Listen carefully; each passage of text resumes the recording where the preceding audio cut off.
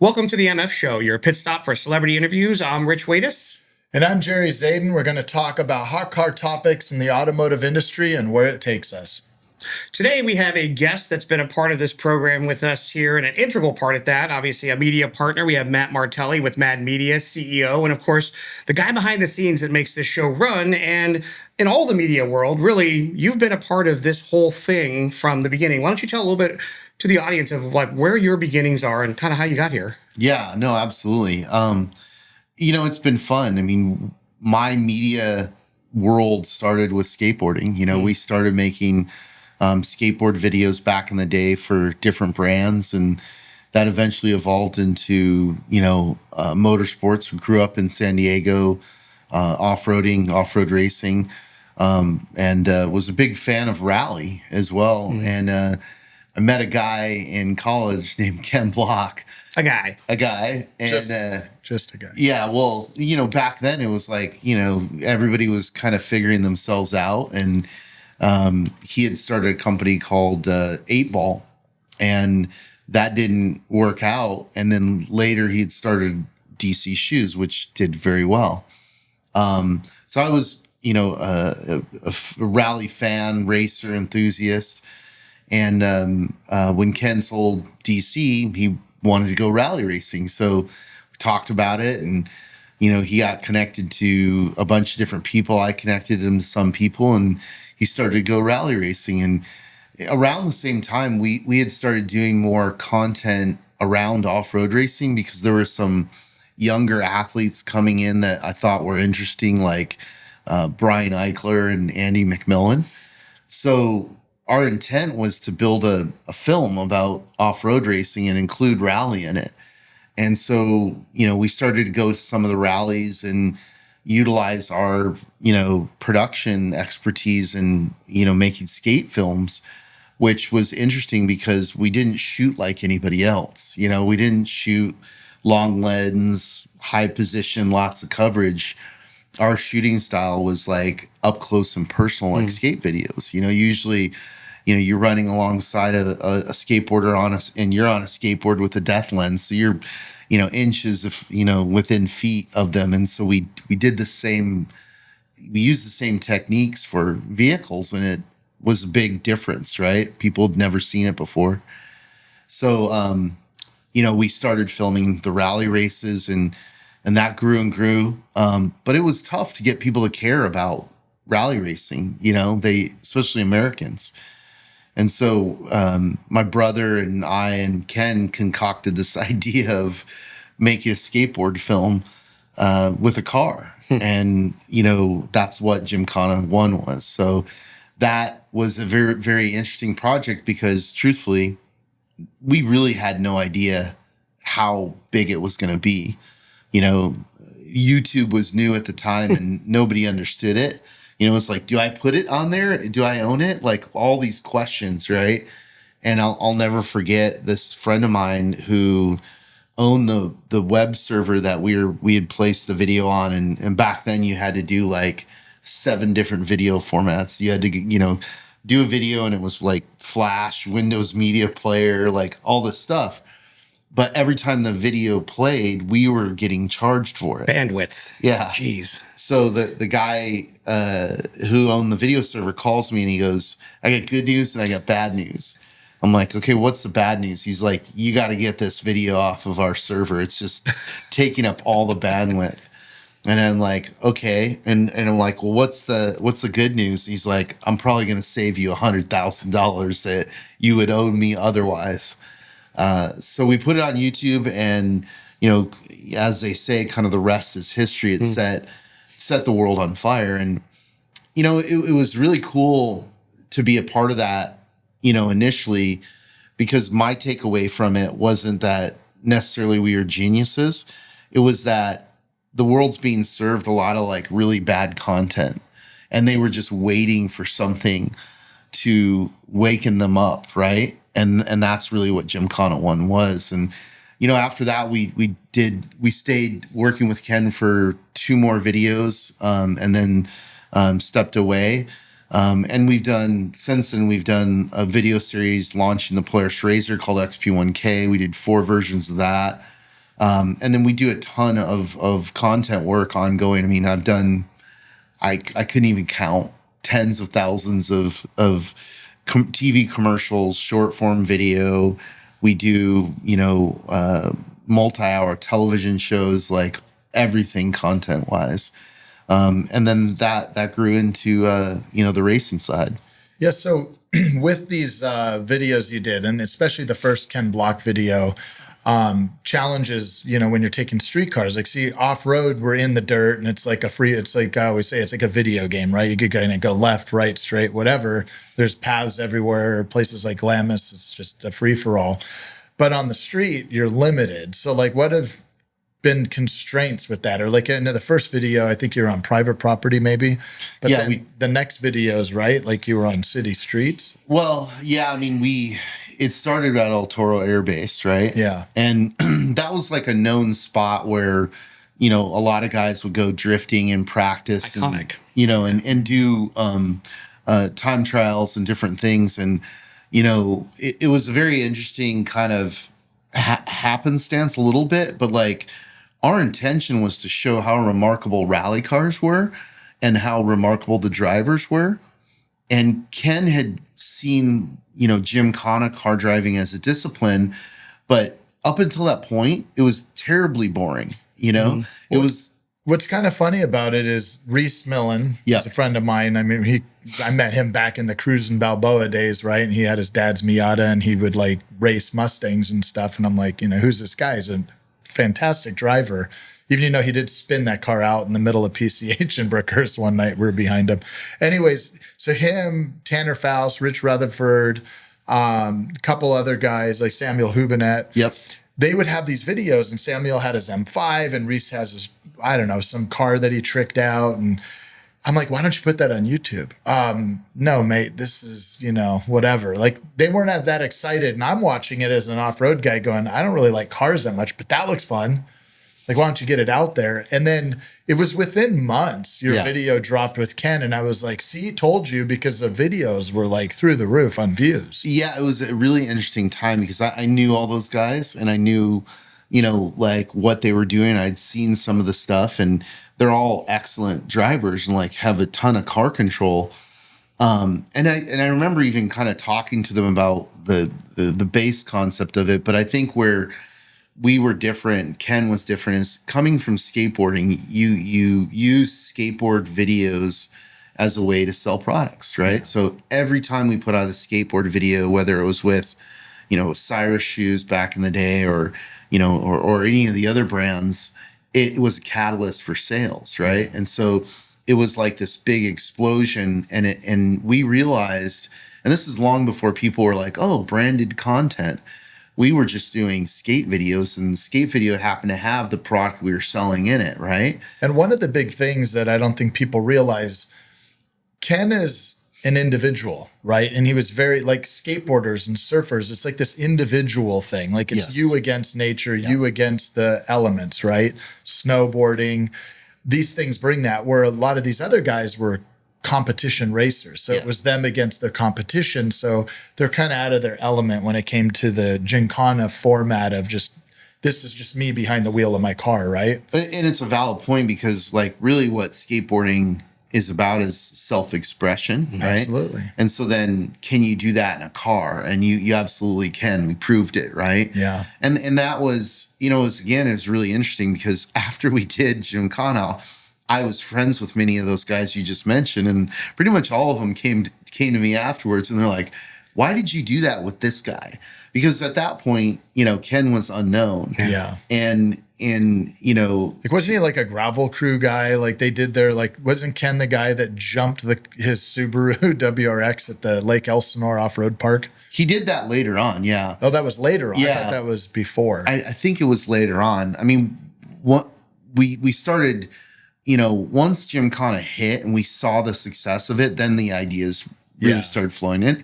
And the other thing is the support is in the beginning, it was us and Ken, paying for it. Yeah. And so like the Gymkhana one wasn't, it was tiny, scraped together budget. It looks so badass. And we shot it all. And in fact, one of the best stories there's lots of good stories about that first one, but two of them I'll tell. Is one is the scene where Ken does the donut around the Segway, and we were trying to come up with something that was, would move and would make people feel like, oh God, this guy could get killed. Well, after we came up with the concept, we're there and we're like, okay, who's going to be on the Segway? And nobody would do it. And so my brother was like, hey, all you guys are pussies. I'll do it. Right. And I'm thinking like, oh God, my mom's going to kill me if she ever sees this. Right. Because I just let my little brother get run over by Ken Block. And we had a couple incidences where he ended up on the hood, but people who know cars and car control is like, it's actually not dangerous being in that position per se. Yeah. Because the car's moving around it. It's outside, where all the energy is going, right? Yes. So you don't want to be on the tail end of the car. Correct. As long as that driver has good car control and so on, you're pretty good. So that was one of them. The other one was the very first stunt, which was the high speed 100-mile-an-hour plus drift. And, Ken and I had talked about it. We talked about it with the car builder, Court Crawford, and the car build, right? And what was interesting is, it was moving fast and there was things that I overlooked, right? And now I won't overlook in productions that we do, like safety is one of them, right? Safety third. So, I assumed that they were caging the car, right? And so I hadn't seen the car until the day of the shoot, the first day. And the car shows up and we're about to do the stunt. And I casually look in the car and realize there's no cage, that it's just a torsion bar holding the inside of the car together, right? And I realized like, oh, we just scripted this stunt that, if El Toro, it has these huge displaced lips everywhere because it's an old military runway, right? Yeah. And so I'm walking around making little marks of where these things are at. I'm like, okay, when you go this way, Ken, don't hit that, or that, especially when you're sideways. Yeah. And he looks at me and he's like, well, how am I going to do that? I'm like, well, let's start at 80. And we did at 80 and it was like, it looked badass. 4-wheel drift, smoke on 4 tires. I mean, we'd never seen that before, right? So we're like, wow, that's badass. Let's go a little bit faster. But yeah, during that process in my mind, I'm thinking about Ken hitting the edge, barrel rolling, and the whole car collapsing on shot one. And I'm like, great, I just killed Ken. You know what I mean? And, it was just wild. But again, it was in the style of skateboarding of like, when you're doing a skate video or a stunt, I've been around many times where you're doing, huge roof gaps. And if there's a mistake, you're done. Yeah. You might not, some of those things, you might not live through it, right? Totally. And at the time, those skateboarders, they didn't have medical insurance. No. And there wasn't like a payout for that particular stunt. It was the overall cumulative effort in your skate video that ended up, affecting your compensation somewhere down the line. But there was no immediate ROI to say, hey man, if you do this crazy stunt, you get 50 grand, right? And Gymkhana was the same. We just wanted to, try making a skateboard video, with a car. Yeah. And it was badass. And then the next ones to come out that you did were like next level, right? And how many millions of views did these videos? It's so ridiculous. Hundreds of millions, right? And because I know people scrape it and then they repost it and then they're getting credit for it. Yeah, it was funny because I was in China and China has a whole different social media platform.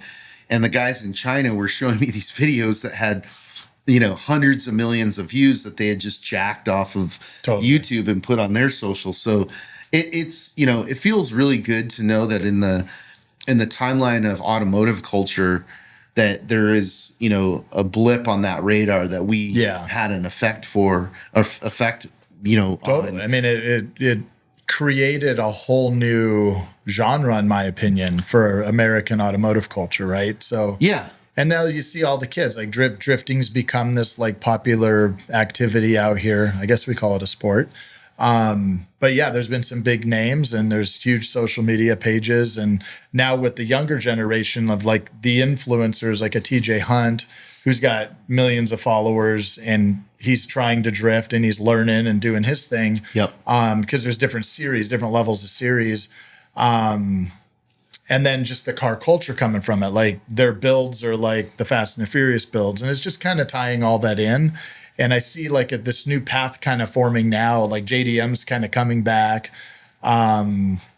You're seeing like really muscle car, certain like 70s and 80s cars are kind of becoming popular now. So it's going to be fun to watch what happens with that. Yep. But I want to get into desert racing now. So like, how did you go from, the skateboard guy / car filmer into like owning the biggest off-road race in the United States? Real quick, before we jump into that, I think there's a little piece of culture that was missed there that I think you guys were a big part of in a bridge. As you mentioned, it got into kind of like the drifting world. Really, D1GP was what people, drive what is today Formula D, where that's the San Hubernettes, the Tanner Faust, who really, I think you brought a whole different light to what was rallycross, because rallycross did a lot of what drifting did, but it did it somewhat in the dirt, somewhat on concrete. And it was a new kind of perspective towards the sport, but you highlighted it in a way that wasn't a helicopter following a vehicle down a world rallycross, from a distance where you couldn't tell speed. You couldn't tell how much the person was doing inside to do for car control. I mean, it's wild to think that, on the off-road side, you're talking about vehicles that are designed to absorb much more travel, much higher speeds. You've got 4 to 6 inches of travel to make these jumps that people are tackling at the same speeds and try to land them in a fashion that does not completely total the car and wipe them out and take them out of a race.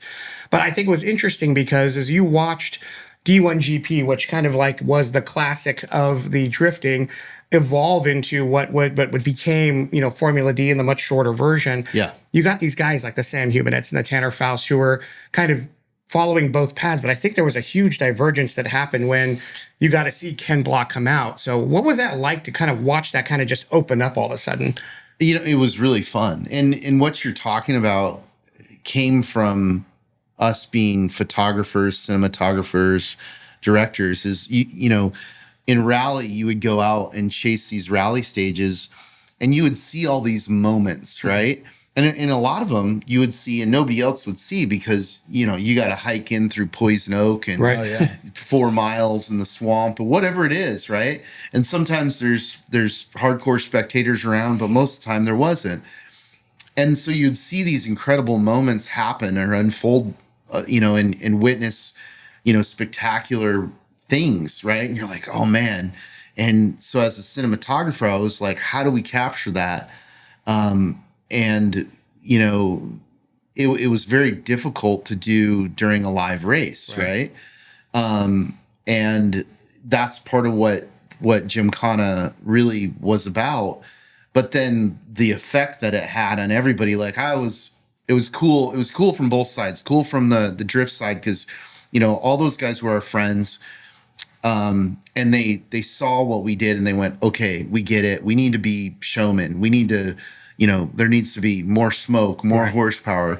When you see, the guys like, that have taken that and like Vaughn, who really, took it over and became this very showman of drifting, the exhibition side really grew out. Yeah, he definitely was paying attention to that. And that's one of the things that we want to do is unlock that value and put it in a format where people could consume it. Right. Yeah. And it's like the rabbit hole. It's like, oh, cool. What is this? What is this car? Who is this guy? What is rally? Oh, let's check it out. What is rallycross? What is drifting? Right.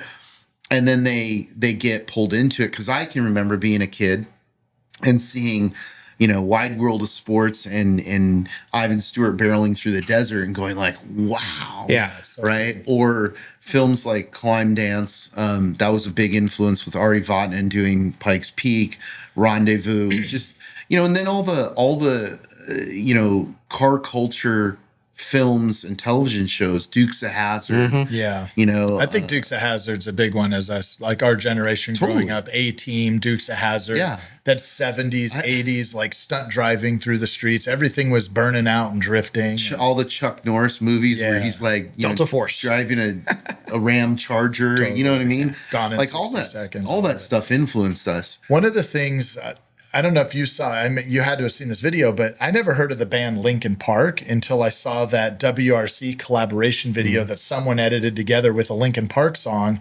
And every time I hear that song, I can't get Rally Cars off my brain. Yeah. Like, it's what brought it to me. And I don't know if that was late 90s, early 2000s.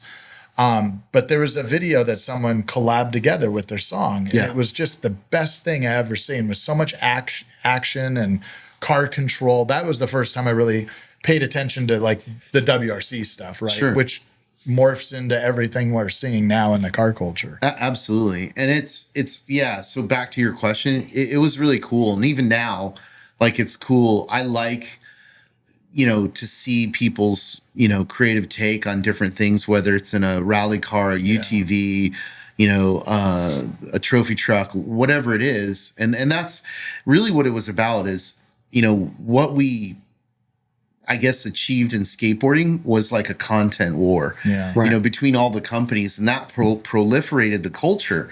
And that was long before, you know, companies were like, we need to have branded content, right? Of course you do. Yeah. It works. But we are doing it, and I think in a much more authentic way, where it wasn't like, hey, kid, buy this, right? It unfortunately or unfortunately, depending on the way you look at it, Gymkhana evolved into that. And, you know, I think that kids, especially now, are very smart consumers. They know that you want them to buy your product.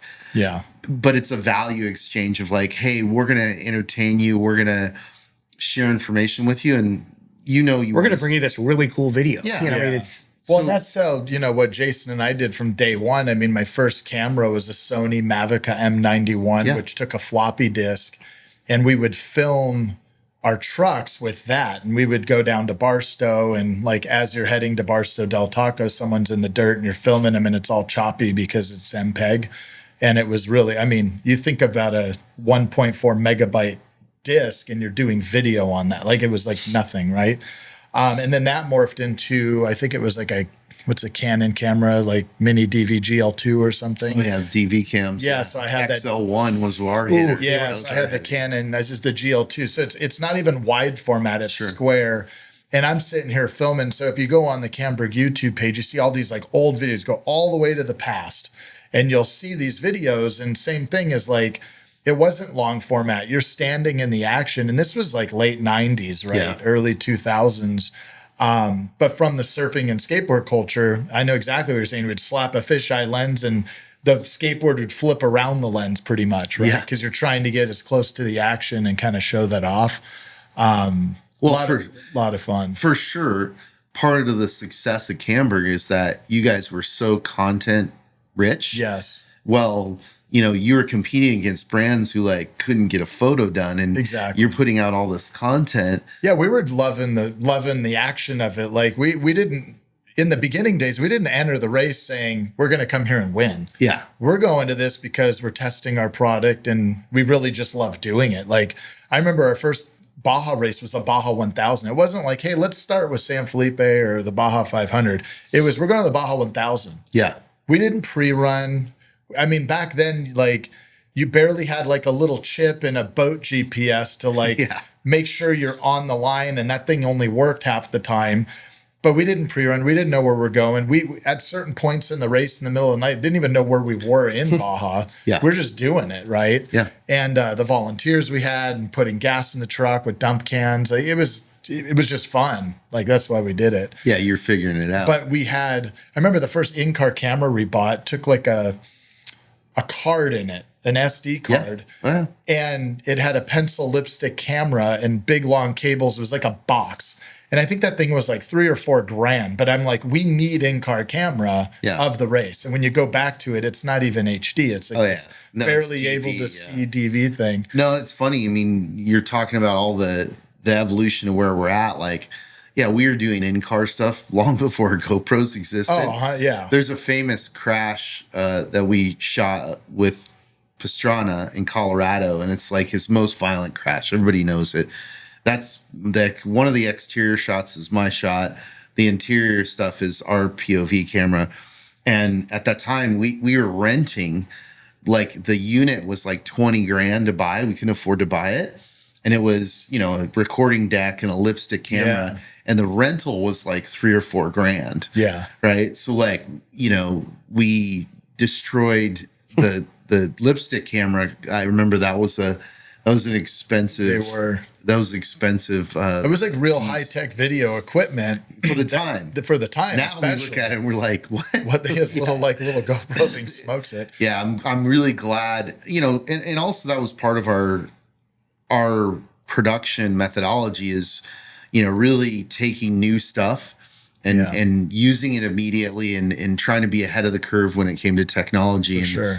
And that was a big part of our success. Yeah. So back from all that video work and Mad Media now into Mint 400.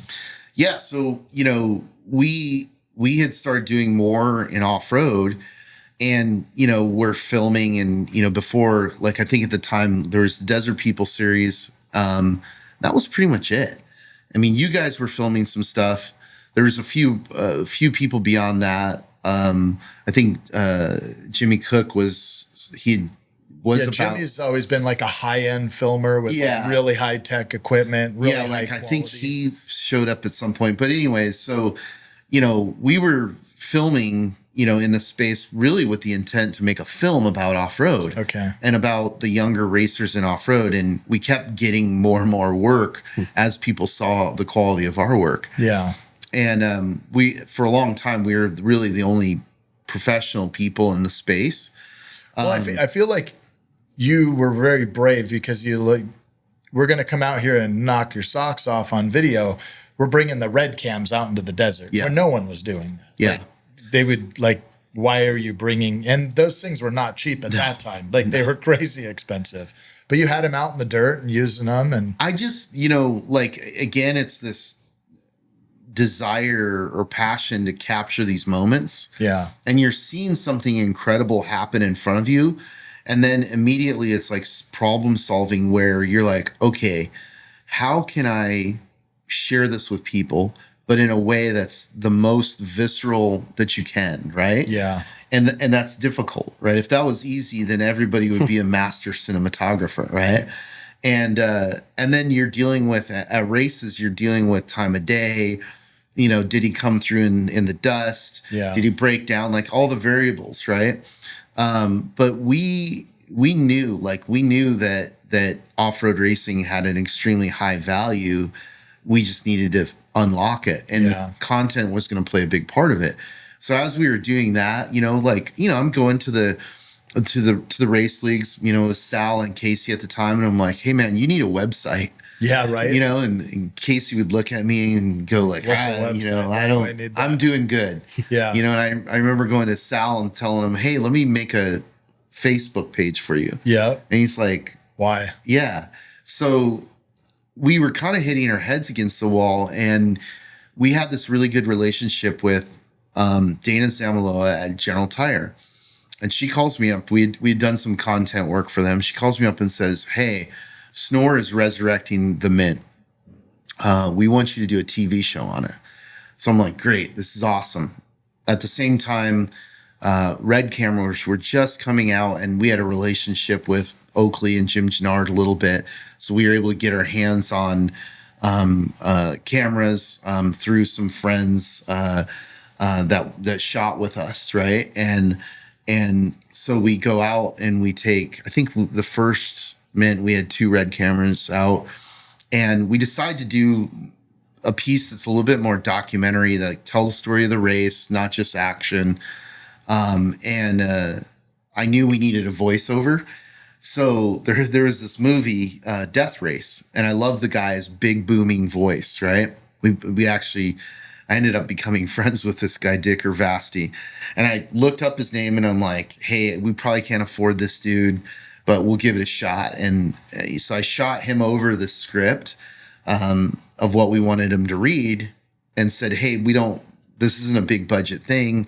We've probably got a few grand for you. And even that's a stretch, but we would love you to do voiceover on this piece. And so he calls me up with his big booming voice. Hey, Matt, this is Dick or Vasti.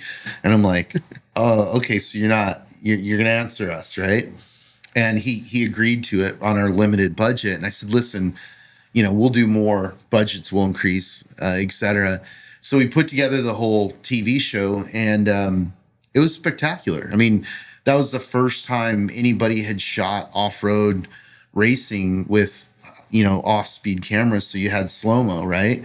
And we had some pretty spectacular shots in it. And, the guys who were shooting with me at the time, they did it. They went out of their way to get into the, right positions, the right light, and get spectacular shots, right? Yeah. So the first mint, I think, I don't even remember that was resurrected. It was on the North Course, and I think there was like 60 entries. It wasn't very big, right? Yeah. Sleight of hand and camera work, we made it look spectacular.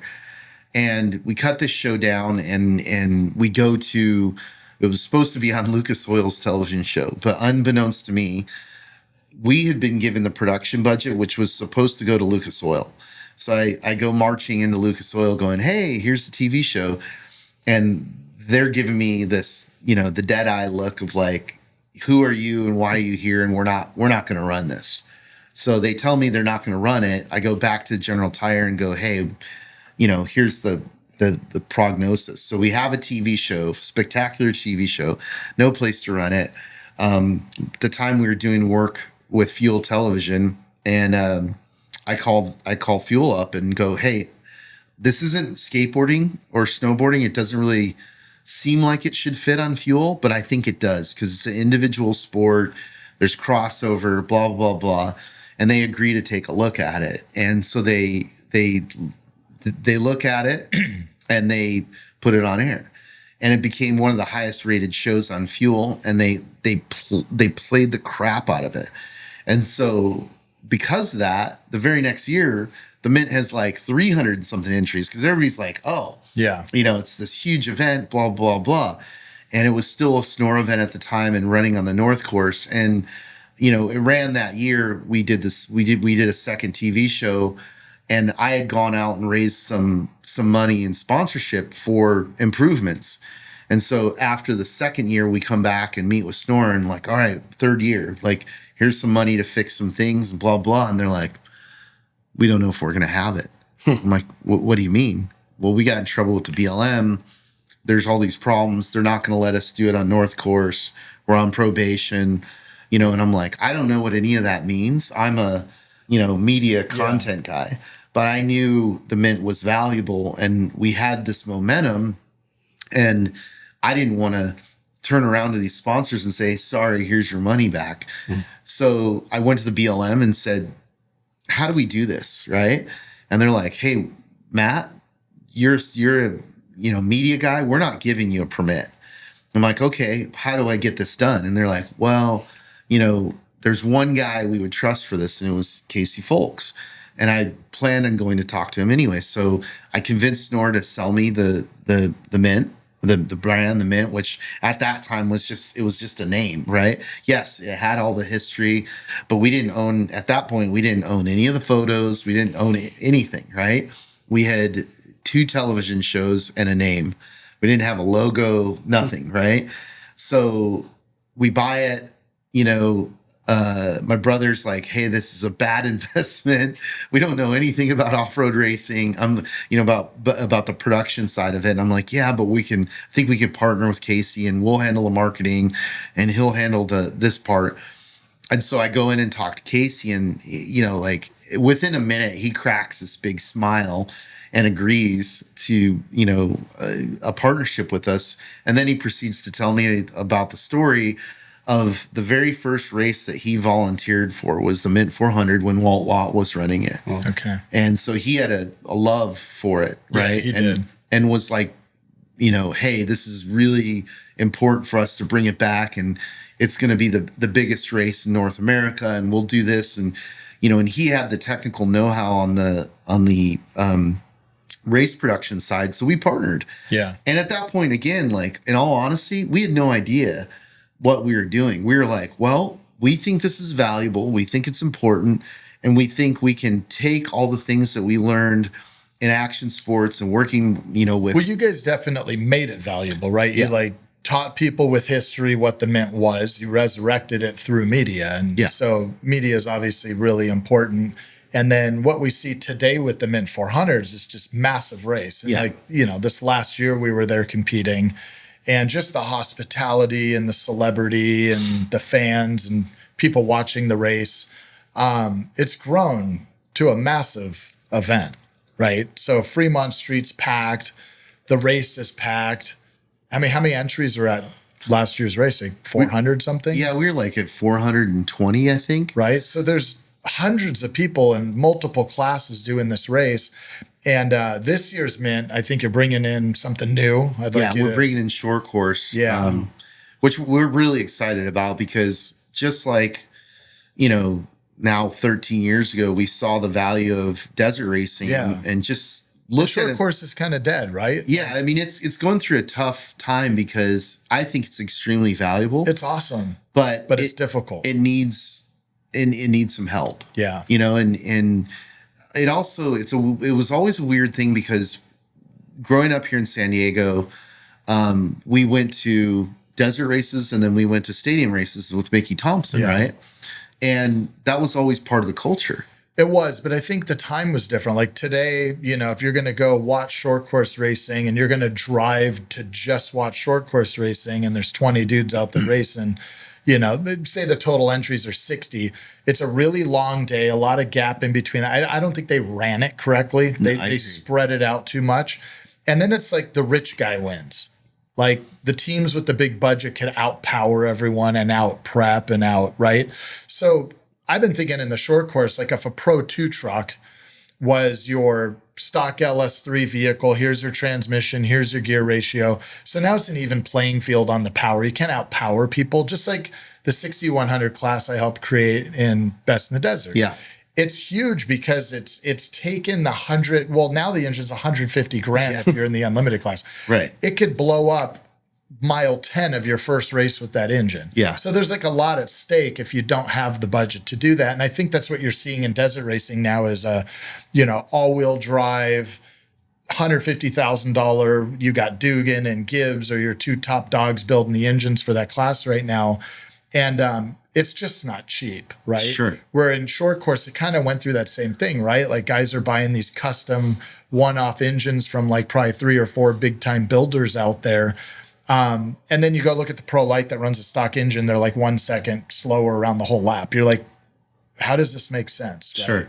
And I get it. We want to go as fast as we could possibly go. But when you're trying to pack an audience, if everyone's kind of the same, but your shocks and springs and brakes and your setup, that's where your difference is. But if your transmission and gear ratio and engine are the same, now we have a tighter field of competition. Not, hey, that guy's already lapping people by lap 7, right? Yeah. No, I agree. Kind of ruins it. Well, I think that short course, there still needs to be a lot of evolution. Yeah. And changes, right? To make it better.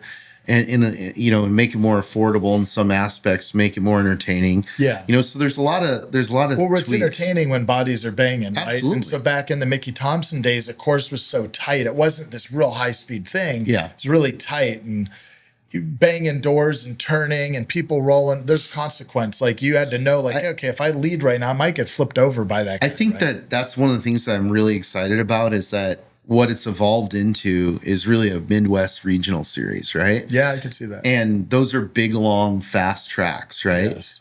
And whereas our track at Prim is shorter, it's tighter. It's got... That's a really cool track. Yeah, it's great for spectating. It's got some big jumps It's almost in like it. a mini stadium. Yeah. It's like, and we've got moguls and whoops and stuff like that. So, I think that one of the biggest struggles with short course is that there ended up being so much compromise where, the buggy guys and everybody's like, hey, we can't hit that double or that triple or whatever it was. And it's like, okay, well, listen, what is this really about? And it's about the Pro 2s and the Pro 4s and building a track that is optimum for those vehicles, right? And that if there's an obstacle that, a UTV can't double, then you're going to have to single it. You just slow down. You're going to have to check up. And that just is. And until that one guy's like, hey, I think I could do that. And he actually clears it. Yeah. That's the driver winning. So I think there's like, you can pick apart the history of short course racing. Yeah. But, like, again, that's what we're excited for a couple things. Like, one is to reconnect the culture of short course racing and desert racing. Yeah. The other one is to show the West Coast style of short course, right? It's different. It's different than the Midwest style. And not everybody's going to, like, from a driver perspective, I know not everybody's going to like it, but we know. We're giving them a stage. Well, and we know what the package is in order to get people to go, wow. Yeah. Like, we can't have, Pro 2s and Pro 4s doing long, low jumps. Yeah. And then you turn around and you see a trophy truck jumping 15 feet in the air. Yeah, exactly. In front of fans. Like, when you look at how we've designed the infield of the Mint course, we brought the spectacular action of what, unlimited trucks are capable of, and we put it right in front of the VIP area. Yeah, it's awesome. Like, it's so fun for me to bring people that have never been to off-road races, stick them there, and just watch them go, wow. Yeah, they don't get it. They feel the power, and they see how far they fly at what speeds.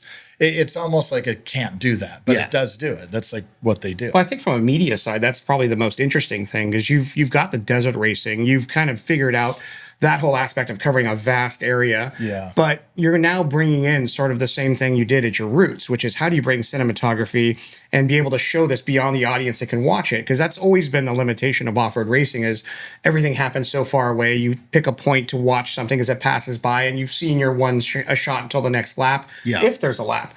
But now that short course has always been, at least going back to like the roots, like you said, Mickey Thompson, and even when, Robbie Gordon came back and brought an SST, all of those things were about one thing. How do we bring that cool action to the audience?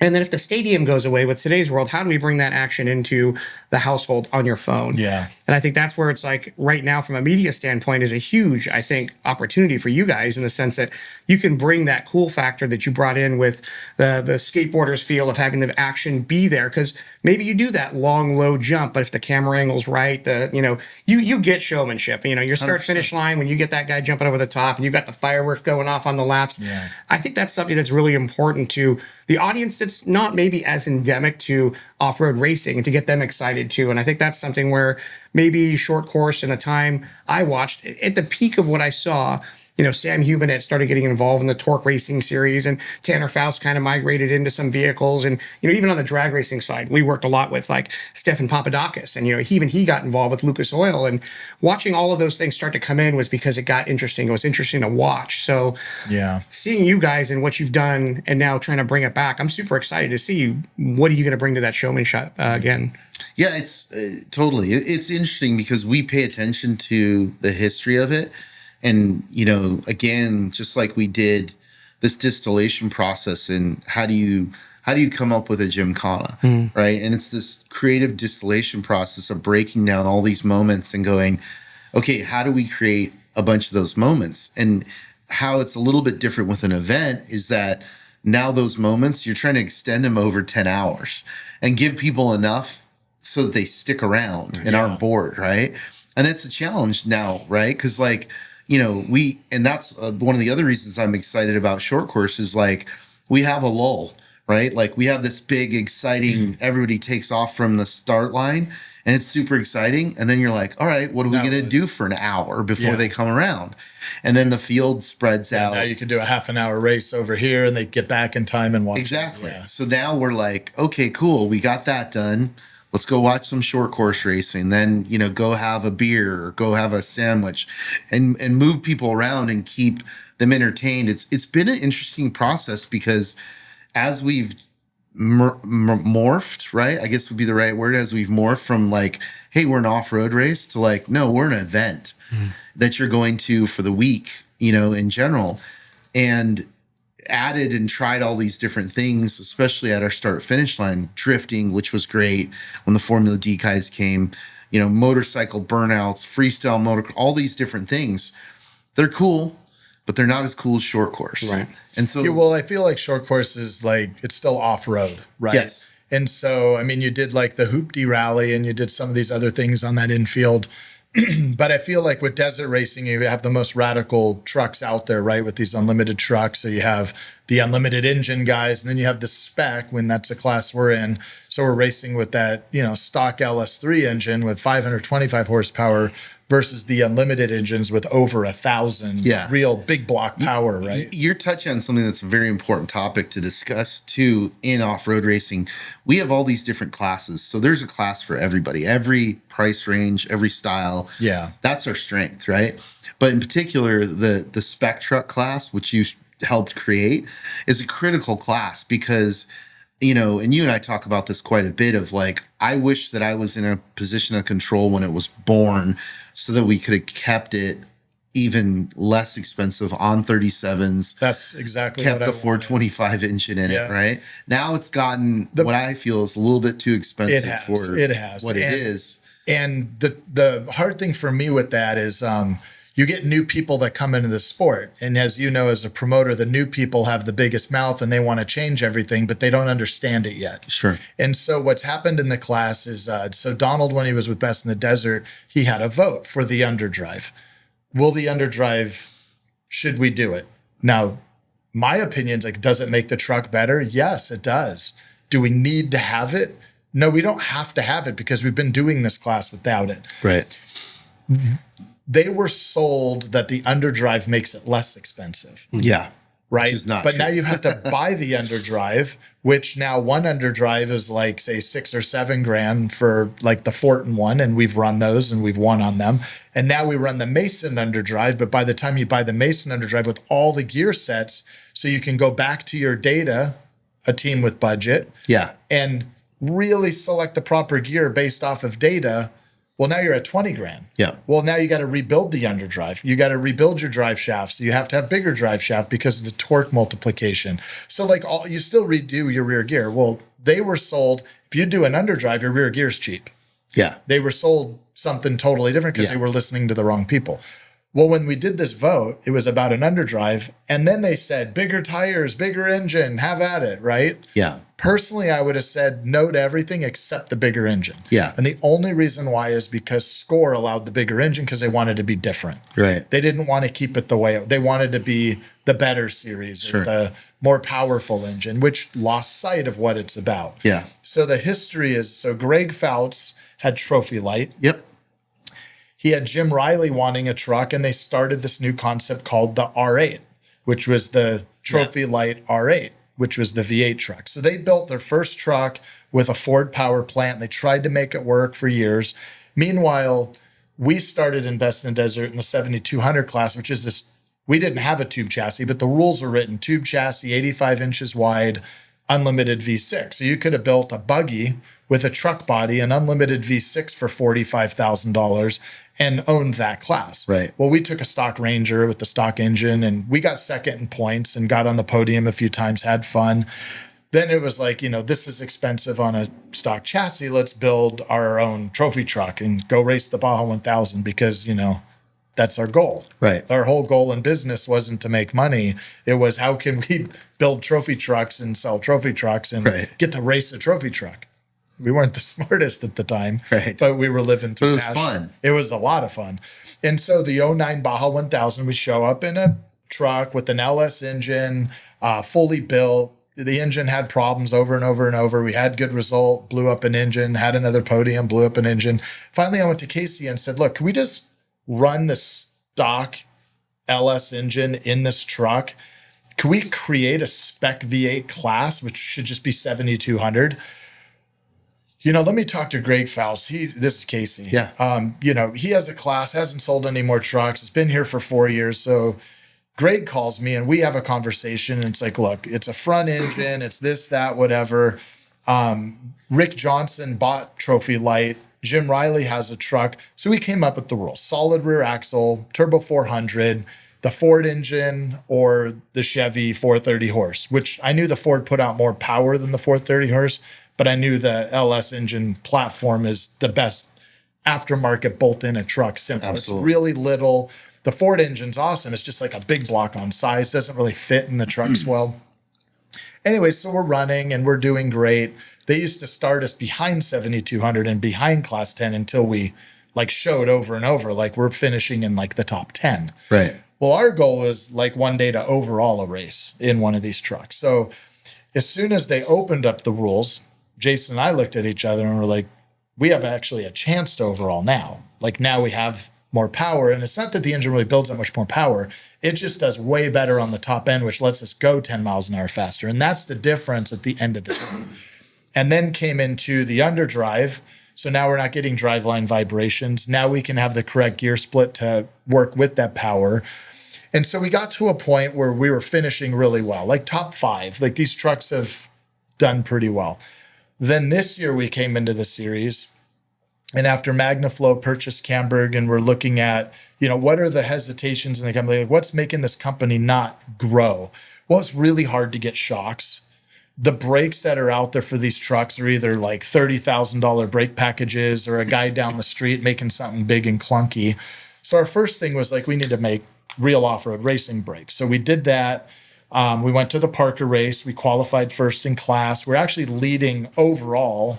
I think you called and go, I can't believe it, but you guys are in the lead overall on time on the last lap. We lose the power steering pump. Yeah. So we're like, our goal's almost there. And then it's just like the whole defeat thing happened, right?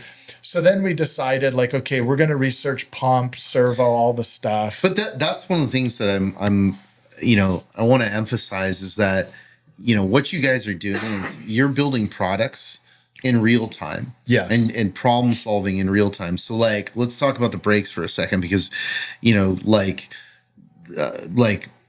a solid single mono brake system, like who else has built that? Brembo, a couple of other brands, but for a car, not for the weight and the, for the performance of a trophy or of a unlimited truck, right?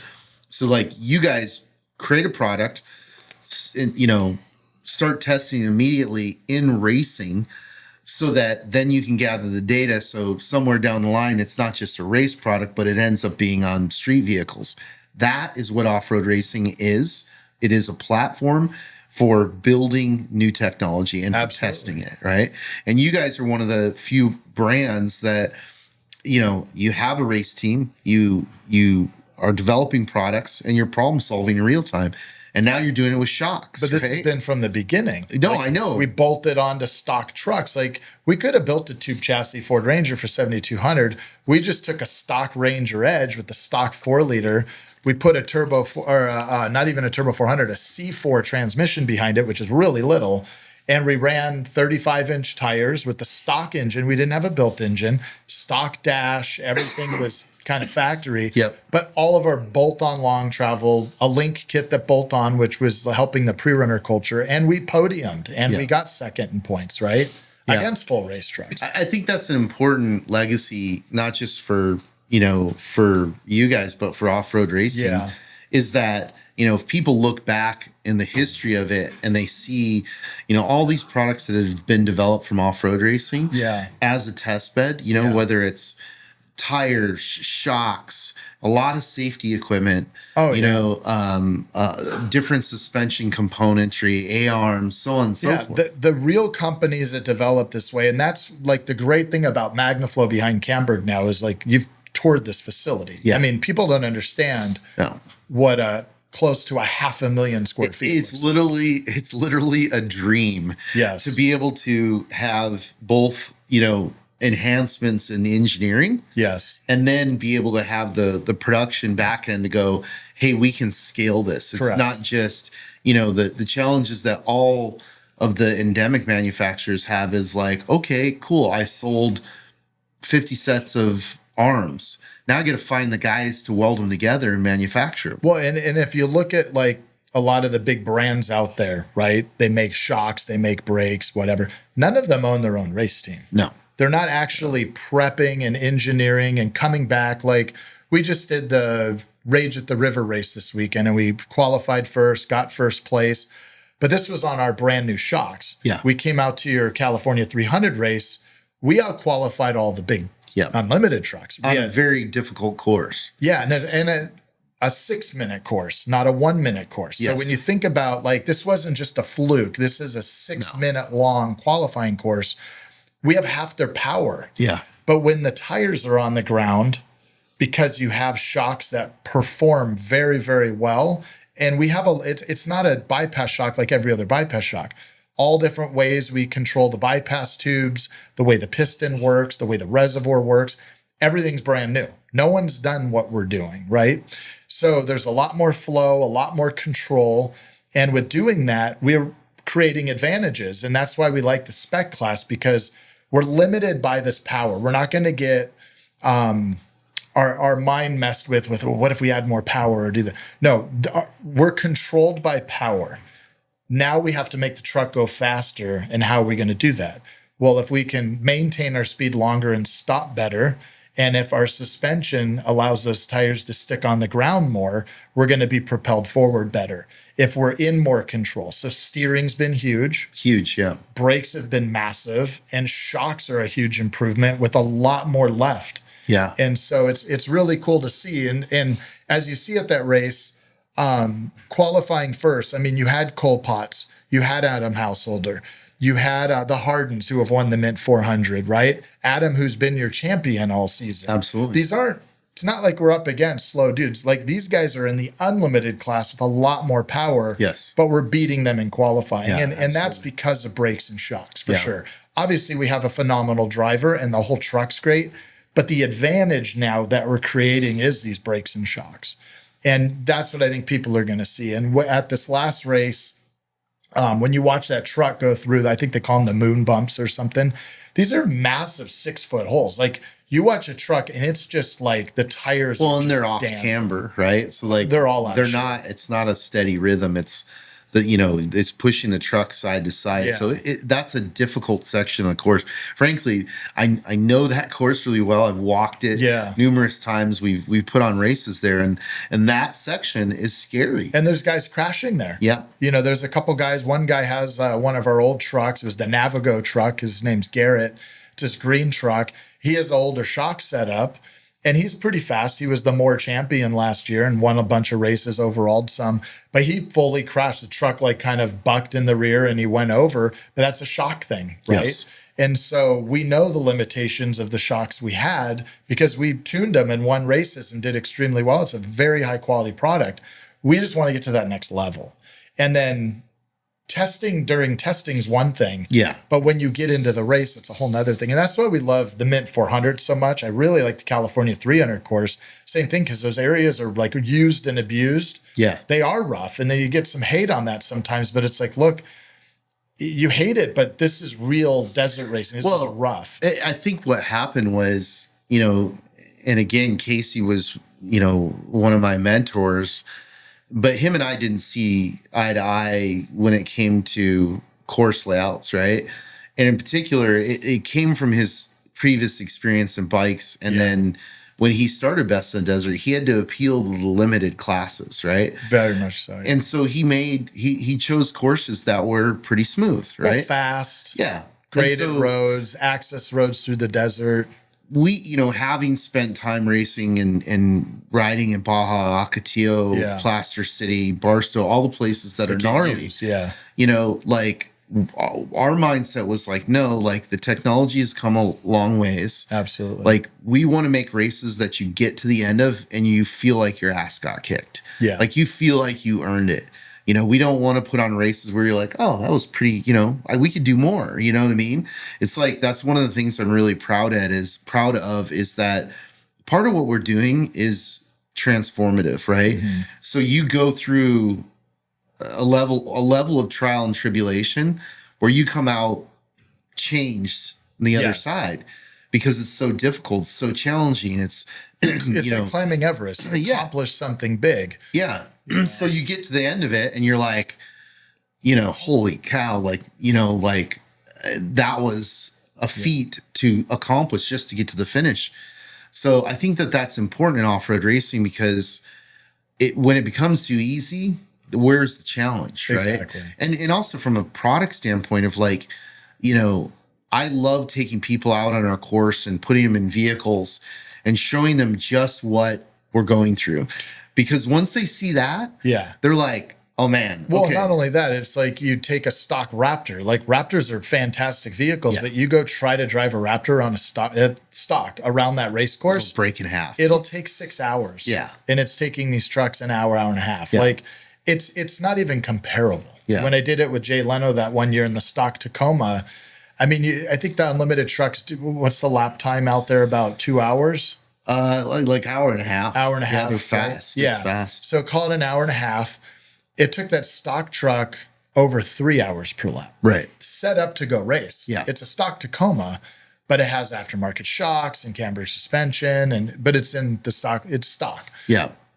But it still takes forever. Yeah. And it beats you up. Well, that just shows the limitations of the platform. But that to me, again, it's like one of my favorite things is showing people what the vehicles that we're racing are capable of. Yeah. And then going, hey, this is cambered technology that then you can go buy for your street vehicle. Yeah. Right. I almost feel like the auto manufacturers they need to embrace these races, especially a Mint 400, where one, their audience is there. Everyone's driving a truck to the race. Yeah. And two, now they get to like take a Raptor, a Ranger, a Tacoma, or a Chevy, whatever, a Dodge or a Ram, get them on that course and let their trucks prove themselves. And now their engineering team can learn the limitations of their vehicle, because all these manufacturers sell them as off-road vehicles, but where are they really testing them? Like approving grounds, that's one thing, but actually in competition, it's a whole nother thing. One year, one of the manufacturers was there with, a seasoned team, and the whole truck was bent. Yeah. Right. But I know it's a little embarrassing for that auto manufacturer, but they got to go back to the drawing board. Okay, why did that happen? Right. Fix it. And they're going to use that race, because normally you wouldn't see that happen. Yeah. I think that we're starting to see more manufacturers get involved, and we're having more conversations. And I think what they're finding out is that we're friendly. Like, we want them here and we want them involved. Yeah. And we want to connect the dots between what we're doing and the street vehicles, right? Yeah. So like, it's easy for me to sit here and explain like, okay, here we go. Let's go down the line. Every UTV ever manufactured, every Jeep, every Raptor, every TRX, on and on and on. Like, that's a lot of vehicles, over decades that technology was born in off-road racing, that people are driving around the street oblivious to where that came from, right? Or what it's doing. So that's our goal, is to connect those dots and to bring those people in as casual fans and go like, this off-road racing is so badass. Yeah. And it was cool to see at the California 300. We've been working with Post Malone for a while, and their team, he didn't get to make the race. They had some other stuff happening, but their team owns a Ram TRX, and they took it out there and they got first place in the race. And they did. I mean, and like, I got to give those guys props, because that was a short build. Yes. And that's a very difficult course to make a debut on. Very. And, not only did they finish, but they won their class. Yeah. I gave them some advice. I said, look, if you feel the truck leaving the ground, you're going too fast. Yes. You have to finish to win. And so those guys listened to that. One of their main guys that built the truck, like, he's very experienced guy. And so he gave their team, some guidance. And I'm pretty sure those guys are coming back to the Mint 400 next year. Yeah. Yeah, and it's fun working with Austin. That's his real name, Post Malone, and his dad, Rich. Yeah. And what's really cool about this class too for MagnaFlow is, like, we get to run a catback exhaust, not like adding major improvements on power to that V8, but it does add good sound and some power, and Chevy and Ford and everyone could do that. It'd be cool to see, more of the aftermarket support coming involved here. Like, the light kits that like Rigid makes, or the, Camberg suspension, the tires, and, like maybe it's a DOT only tire that has to be on it. And then it's the rim, like can't be a beadlock, has to, I don't know. I'm just thinking. Yeah, no, you're absolutely. But it's like, it lets the aftermarket support, gives us people to sponsor in real world running that product line from us, not just the full race shocks and race brakes and stuff. Well, I think it lets the fan really get involved. Yes. I mean, because that's ultimately what we're trying to do, is trying to get people into the sport, and like what better way than to own it. Totally. When you see that truck that crosses the finish line do this, when you see it and it has that one picture perfect moment where it's up in the air and you see that brand, that recognition, I think, really resonates to that person. And yeah, you know what? It's kind of cool that you are putting those stock vehicles up to their paces to really show people too, because, you know, we've seen some of those guys on the trail trying to do a little more than they can handle. Oh, yeah. But I think there's a reality that needs to be put into it, that where we're pushing these things, the technology, the design and engineering work is a factor larger than anything that they're going to experience, but they can have a taste too. Yeah. They can go out and find and support these other vendors out there that are not only making cool content that they can watch and appreciate. Well, it comes back to pushing the manufacturer, because even back in the day when the sport was, I call it the heyday of the sport, right? In the 80s, there was, I don't know when trophy trucks started. It was probably early 90s, late 80s? Early 90s. Early 90s, right? But the unlimited guys, Robbie Gordon and Ivan Stewart and all that were in that class. But Jeep had a big team, right? And so the Donavi program, you know, Mike Leslie ran that program, had multiple vehicles. But I mean, millions of dollars were given to race teams back in the 80s. The manufacturers aren't putting anything into it today. But I'm talking back then, Jeep was doing millions of dollars. Ford had the Rough Riders team, and that's where Steve Oligus was like in a Ford Ranger or something. Yeah.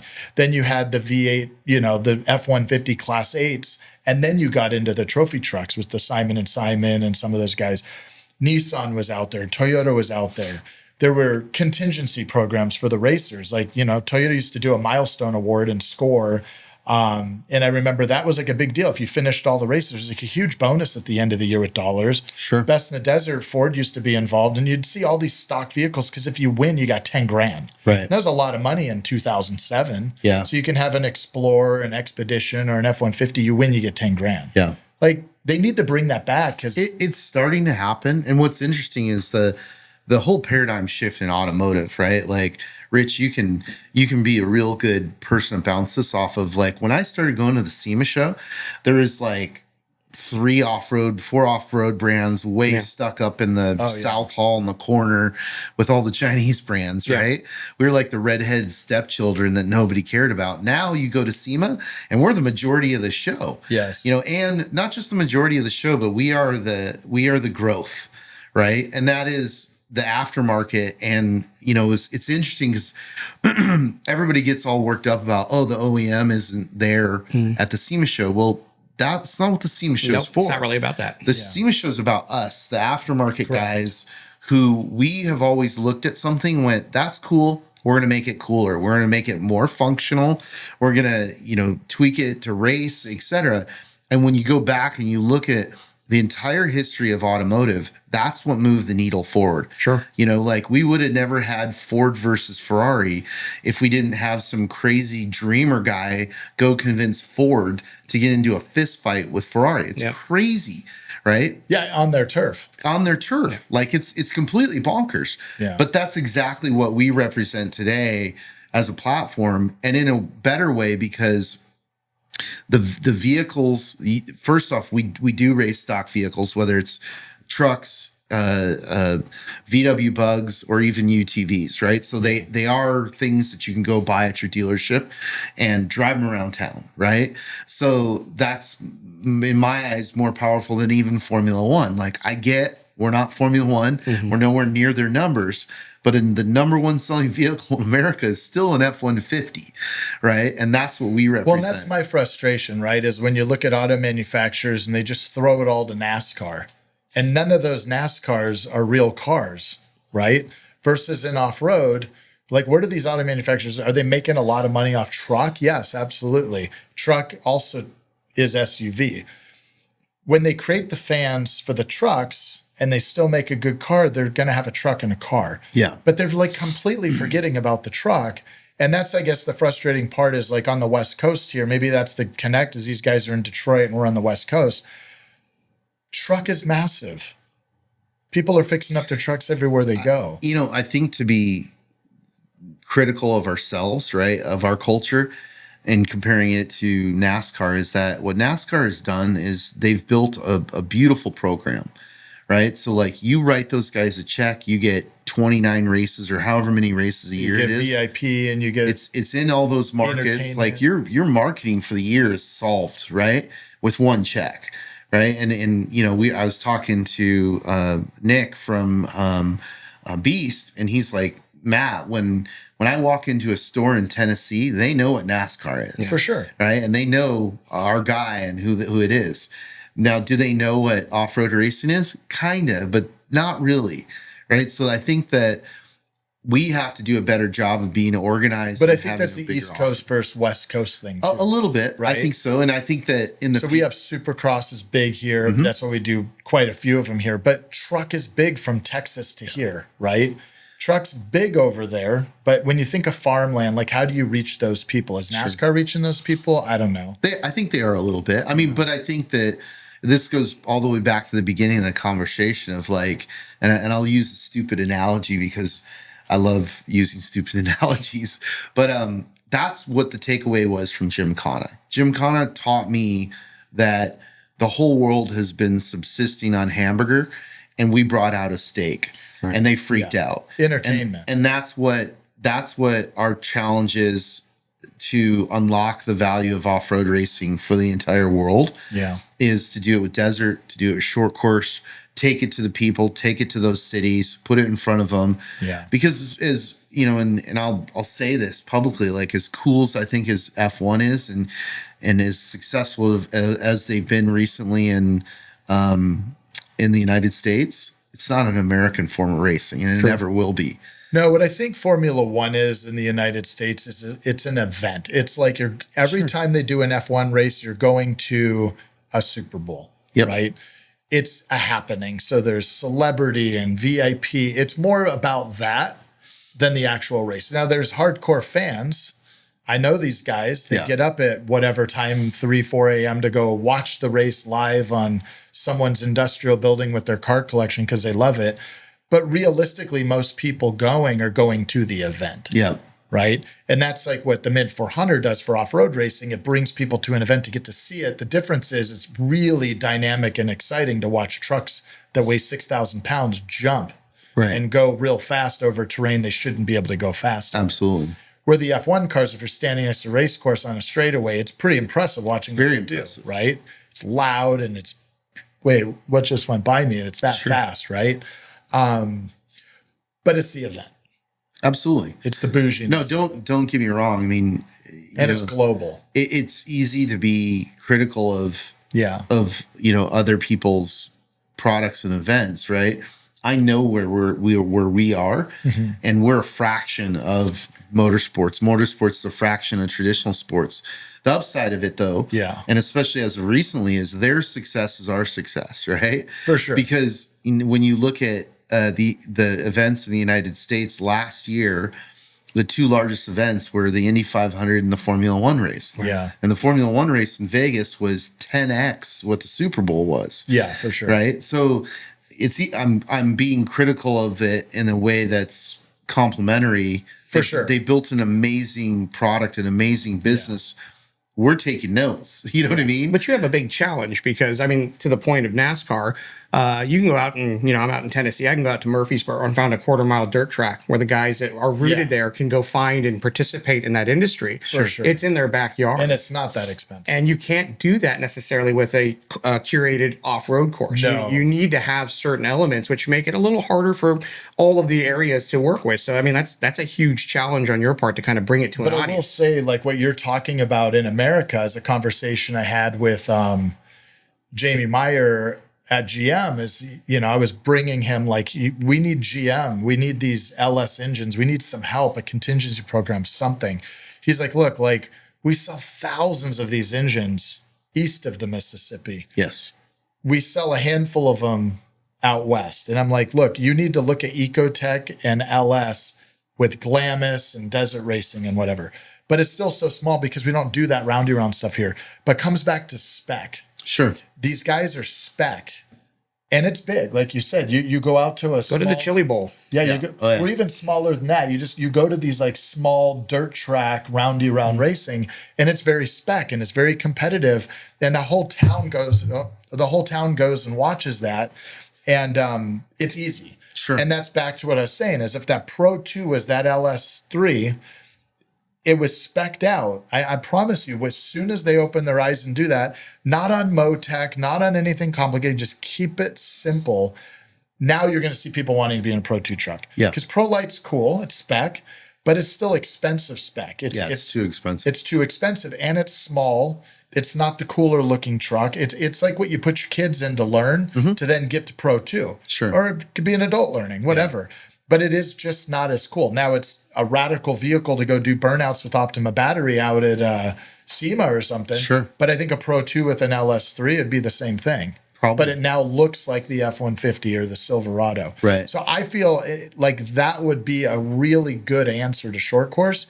That then, I mean, to buy a spec truck, trophy truck, or on spec and limited truck, they're like $500-600 grand now. Yeah. I think a spec LS3 powered Pro 2 could be $250-300 grand. Sure. And the parts are easy. Everything's real quick and easy on that thing. Keep it simple. Yep. And I think that's with roundy round racing around the country is like really simple until you get to the top 2 series. Sure. Before that, it's quite a bit less. No, I agree.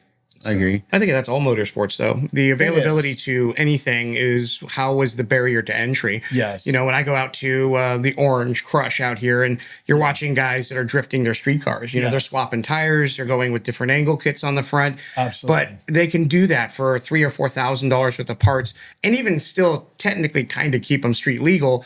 Well, your barrier to entry, your fan base, everything else kind of multiplies as you have more attainable objectives. And, you know, racing, to your point, Formula One, there's no aspiration to become a new Formula One team. Unless you're an OEM, unless you've got that financial backing. And watching where, you know, off-road started was, you know, just it's wheels and dirt.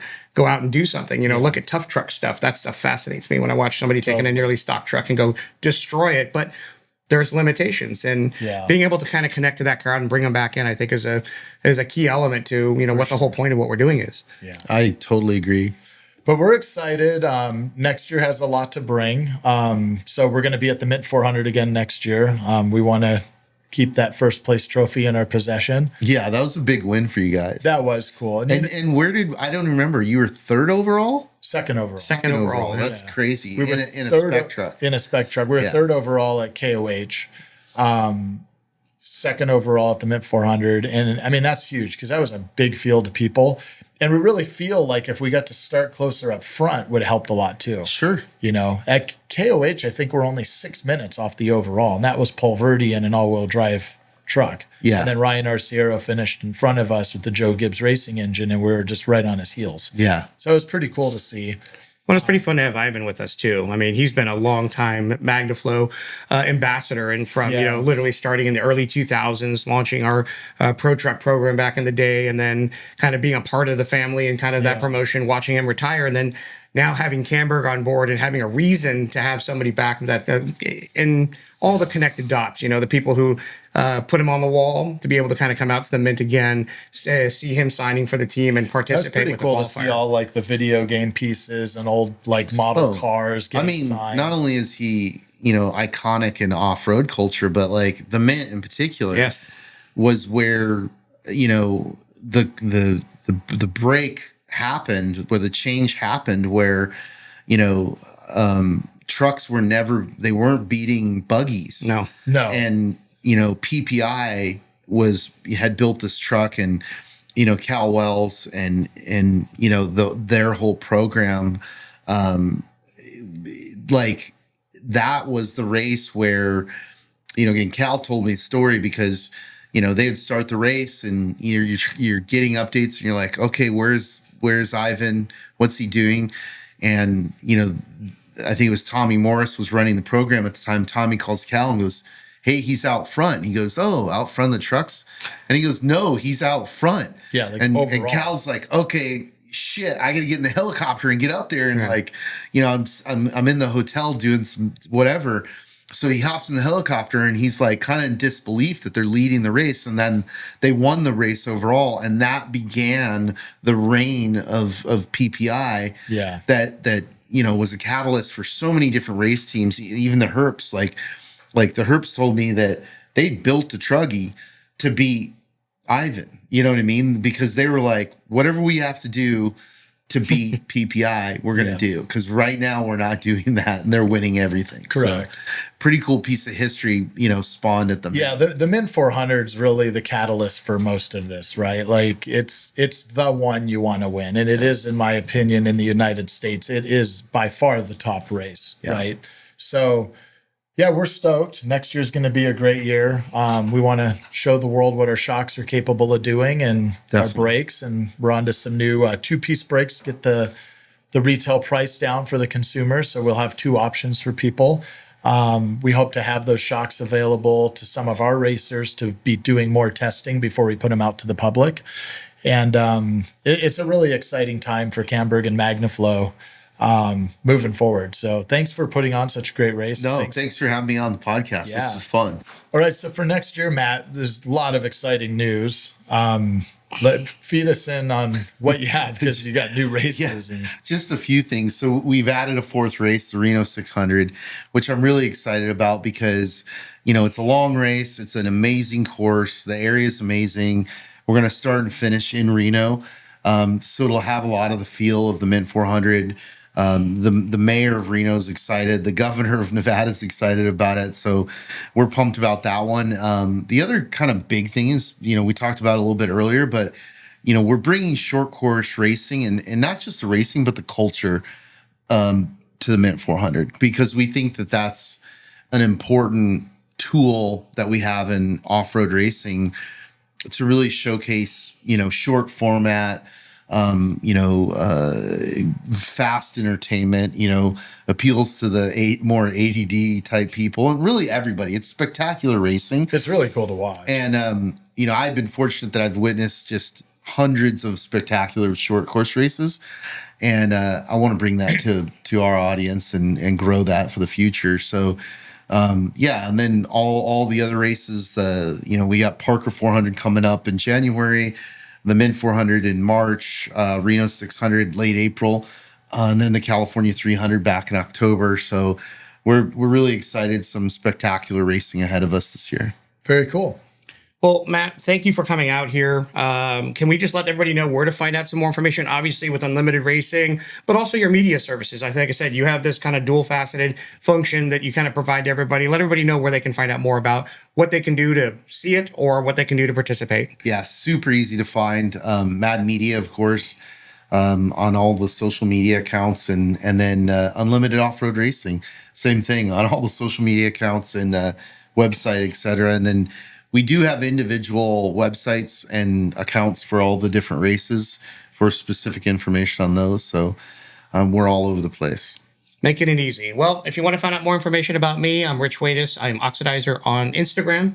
And I'm Jerry Zaiden, and all my social channels are at Jerry Zaiden. And more information on MagnaFlow on YouTube, where the show's hosted, is MagnaFlow TV, and all other social channels are MagnaFlow. This has been the MF Show.